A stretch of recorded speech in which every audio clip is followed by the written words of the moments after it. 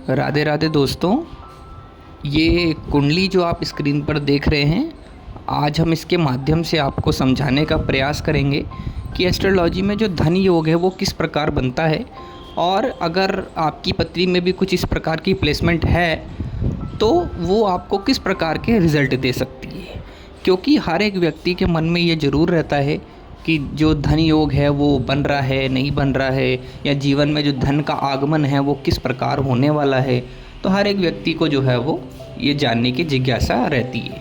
आज की वीडियो में हमने ये जो चार्ट शेयर किया है ये हमारे ही एक सब्सक्राइबर का है, और इसके माध्यम से हम आपको ये समझाएंगे कि धन योग किस प्रकार बनता है और धन योग से क्या क्या लाभ होते हैं।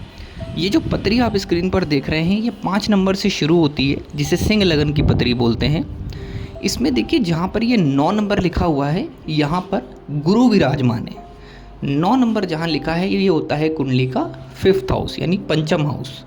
यहाँ पर जुपिटर विराजमान है, और यहाँ पर कोई भी प्लैनेट अगर आके बैठता है, कोई भी ग्रह, शनि, मंगल, आपका बुध, कोई भी 7-9 में से जो प्लैनेट हैं, कोई भी एक प्लैनेट अगर यहाँ बैठता है या 2 बैठते हैं तो वो अपनी 7th दृष्टि, जो 7वीं दृष्टि होती है हर एक ग्रह की, वो यहाँ अगर बैठता है तो वो 11th हाउस को देखता है। 11th हाउस हम आपको बता दें, ये जहाँ ये 3 नंबर लिखा हुआ है ना, ये होता है कुंडली का 11th हाउस।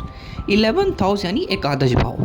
एकादश भाव से हमें ये पता चलता है कि इंसान अपने जीवन में कैसे अपने जो धन है वो अर्जित करेगा। ठीक है जी। तो यहाँ पर बैठा हुआ प्लैनेट जो 5th हाउस, जहाँ पर ये 9 नंबर लिखा हुआ है, यहाँ नंबर 9 लिखा है लेकिन ये घर 5वां है। ठीक है जी। और इस घर में बैठा हुआ प्लैनेट 11th हाउस को देखेगा तो वो किस प्रकार के रिजल्ट देगा। जैसा उदाहरण के तौर पे हमने ये वाली पत्री ली है, आपकी कोई भी पत्री हो सकती है, लेकिन उदाहरण के तौर पे हमने ये वाली पत्री ली है तो इसे समझाने का प्रयास करेंगे। यहाँ पर लिखा हुआ है 9 नंबर। 9 नंबर यानी कि धनु राशि। 9 नंबर का जो मालिक ग्रह होता है वो गुरु होता है। ठीक है जी। और गुरु यहीं पे विराजमान हो गया इस पत्री के अंदर, जो कि बहुत अच्छा माना जाता है। और गुरु यहाँ से 7वीं दृष्टि, जैसा कि हमने आपको बताया, कोई प्लैनेट अगर 5th हाउस में बैठेगा तो वो 11th हाउस को देखेगा। तो वहाँ से गुरु बैठा हुआ पंचमेश होके 11th हाउस यानी एकादश को देख रहा है। एकादश भाव जहाँ ये 3 नंबर लिखा हुआ है वहाँ पर चंद्रमा विराजमान है। एक चीज़ याद रखें, जब भी आप अपनी पत्रियाँ भी खोल के चेक कर सकते हैं, जब भी गुरु के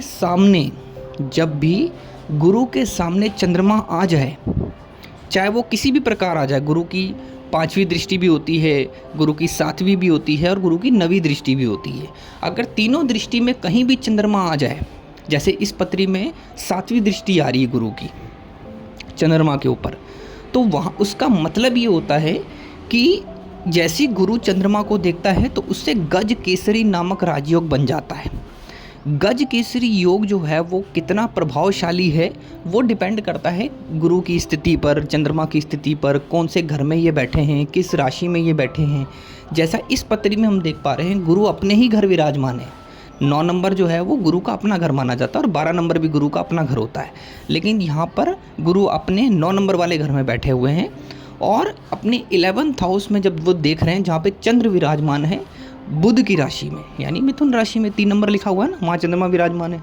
तो गुरु ने 7 दृष्टि डाली तो चंद्रमा के ऊपर डाली, और ये जो घर हैं ये पंचम हाउस है। पंचम हाउस का मतलब हो गया, ये जो त्रिकोण हाउस होते हैं ना कुंडली के अंदर, 5वां, 7वां, 9वां, ये बहुत शुभ घर माने जाते हैं।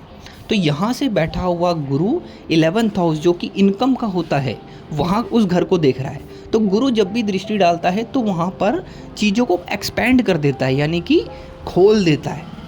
तो जब गुरु की दशा, अंतरदशा इस व्यक्ति के जीवन में चलेगी तो उसके जीवन में जो धन है वो बहुत अलग अलग तरीके से उसके पास आएगा। बहुत सारे सोर्सेस उसके बन जाएंगे पैसा आने के। और वहीं चंद्रमा जब ये दृष्टि एक दूसरे से बना रहे हैं, गुरु और चंद्र, तो इससे गज केसरी योग का फ़ायदा क्या होता है कि कभी भी इंसान किसी भी परेशानी में फंसता है तो उसको जो अमाउंट चाहिए होता है, जो उसको पैसा चाहिए होता है, उसका जुगाड़ कहीं ना कहीं से फिर ये योग करवा देता है। ठीक है जी। यानी कि अटके को सहारा मिल जाता है। तो ये वाला योग का फ़ायदा ये होता है। वहीं गुरु अपने ही घर बैठा है, इसलिए यहाँ पर पंच महापुरुषों में से एक राजयोग बनता है जिसे हंस नामक राजयोग बोलते हैं, क्योंकि गुरु जब भी अपने घर बैठेगा तो वो इस प्रकार का योग बनाता है। ये भी एक राजयोग होता है और यहाँ पर इस पत्री में दोनों ही ये योग बन रहे हैं, एक तो हंस नामक राजयोग, एक गजकेसरी योग। इसका मतलब ये होता है कि इंसान के जीवन में और कठिनाइयाँ आ सकती हैं, लेकिन जब जब ये वाले योग की दशाएं चलेंगी तो वो इंसान किसी भी परेशानी में अटका हो, उसे जो है वो लोगों की मदद मिलेगी और वो जो इंसान है वो उस परेशानी से बाहर आ जाएगा। ये इसका फ़ायदा होता है। जैसे कि गुरु के साथ सूर्य भी बैठा हुआ है और वो भी 11th हाउस को देख रहा है। हालांकि ये एक एक्सटर्नल पॉइंट है, क्योंकि आपकी पत्री में गुरु कहीं भी बैठा हो सकता है, चंद्र कहीं भी बैठा हो सकता है, किसी भी राशि किसी भी घर में बैठे हो सकते हैं, हो सकता है अकेले बैठे हों, हो सकता है बहुत सारे प्लैनेट के साथ बैठे हों। तो वो डिपेंड करता है अलग अलग पत्री के अकॉर्डिंग। उदाहरण के तौर पे जो हमने ये पत्री ली है, इसमें सिर्फ गुरु के साथ सूर्य ही बैठा हुआ है और 11th हाउस में चंद्र बैठा हुआ है, जिससे दो राजयोग तो यहीं पे बन जाते हैं, एक हंस नामक राजयोग और एक गजकेसरी नामक राजयोग।